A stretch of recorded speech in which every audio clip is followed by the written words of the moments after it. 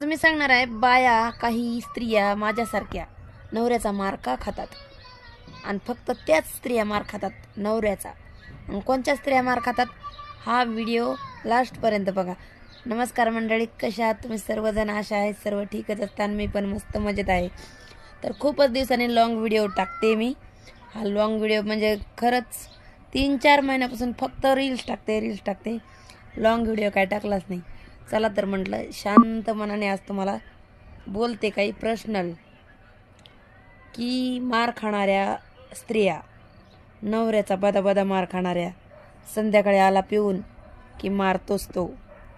कधी बी जेवताना मारतो, उठताना मारतो, झोपताना मारतो, जागलीस का बी मारतो, का झोपलीस का बी मारतो. अशा नवऱ्यांची कहाणी सांगते मी.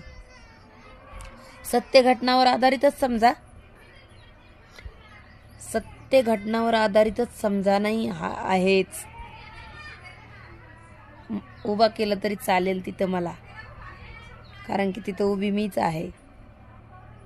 की कशा बाया मार खातात? ज्या बाया नवऱ्यांना सुधारण्याचा प्रयत्न करतात, त्याला समजावण्याचा प्रयत्न करतात, ते त्यांना बिलकुलच पटत नसते. असं एवढे पैशाचा चनाधना करू नको म्हटल्याला त्यांना पटत नसतंय. दारू पिऊ नको म्हणून म्हटल्याला पटत नसतंय. एवढं उडवू नको म्हटल्याला पटत नसतंय त्यांना. आणि त्यांना हे विकू नको ते विकू नको म्हटल्याला पटत नसतंय. ते म्हणत असतात, तुझ्या बापाच्या घरून आणलंस का तुम्हाला का ज्ञान देतेस? तुझ्या घरून आणलंय का? तुझ्या बापाने दिलंय का? तुझ्या बापाचं जात आहे का? असे वर्ड. तरी बी पण ती लापटण्यासारखी नाही हो. आपल्या संसारासाठी म्हणते मी. बडी आली संसाराच्या हिशोबावाली. मला कळतं. मला नको ज्ञान शिकू, लगेच लात. मला नको बुद्धी देऊ, लगेच लात.